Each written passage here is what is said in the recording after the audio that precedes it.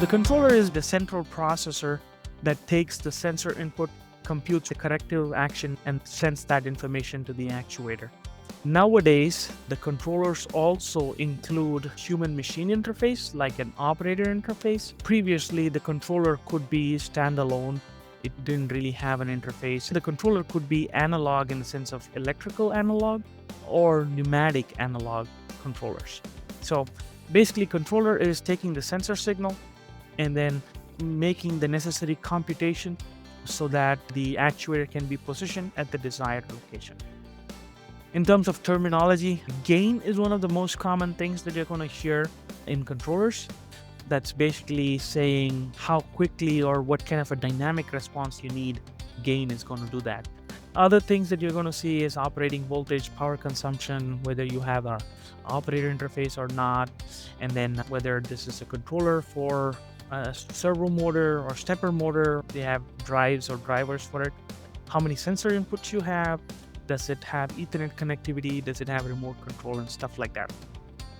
In terms of the control structure, most control systems have, waveguide control systems have this kind of a structure where you have a fixed gain proportional control. You really don't need more than a proportional control for a waveguide because there's integrator built into it. But usually you have something like you have a motor, it might have a current loop, it might also have a velocity loop with a tachometer. Then you have a guide structure which has its own transmission ratio. And there's the web dynamic, which is unknown. Web dynamics means that if you move the guide 1 mm, how much is the web going to move? That really depends upon transport conditions, the stiffness of the web, tension, and all those kind of things. And then finally, you have a sensor that measures the edge position, and then it sends that to a position controller. So this is a pretty simple architecture for most waveguide controllers. They are fixed gain, and most often they are detuned because of the stability and all the other reasons. Most waveguides, their controller is kind of detuned for the conditions. If you want to get the best out of it, you would need to retune them. The tuning has to be based on the optimal performance because the web dynamics is unknown. Most often, DC motors or DC servo motors or stepper motors are used in this kind of control structure.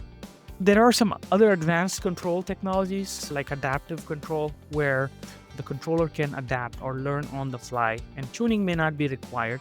When we say learning on the fly, it means that it adapts to sensor gain changes or the dynamics of the web. In our case, we have a similar structure as the one I showed first. It's still a fixed gain controller, but with some motion control aspects built into it in terms of curving the position and having trajectories for velocity. We can increase the stability of the controller and provide a pretty aggressive output performance. You can have a current loop, a position loop, if you have an encoder, and then position of the actuator here, and finally the web position, which includes the web dynamic. Just to give you an idea, we have a lot of different things that we can do with the controller, but the dynamics is basically if you move this is showing a step response, open loop step response for a web. This was like a non-woven web that we had at different speeds and see how it behaves. And you can see that when you have a step, even though it's open loop, it's trying to get there. That open loop dynamics is different based on how fast you're running. So faster you're running, it gets to that desired location as fast as possible. But the slower you're running, it takes longer. Again, this is an open loop response. This is the final part of the whole web guiding, which is the dynamics of the web. Now, if we add a controller to it, then we can have a much better response and actually push the web guide. In this case, at the two different speeds that we were running at, this was the reference change, and this was the actual response of the web guide at the sensor. And then when we have another sensor installed, one span downstream, you can see how long it takes for that to go through. When we have a step response, we were able to get up to about 170 millimeters per second, or like 7 inches per second. This is about close to 70% improvement over an open loop response. And again, this is closed loop. That means you're actually actively guiding the web. So With a proper control structure design, you can get a high bandwidth system close to 6 hertz or something like that, and then even get a well damped system. So you can actually have an aggressive correction if you need to.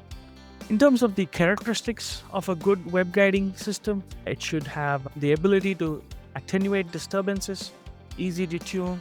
Obviously, it needs to be stable, has good processing power so that it can process multiple sensors, have industrial Ethernet connectivity. These are for advanced functionalities, and then smarts and intelligence for Industry 4.0.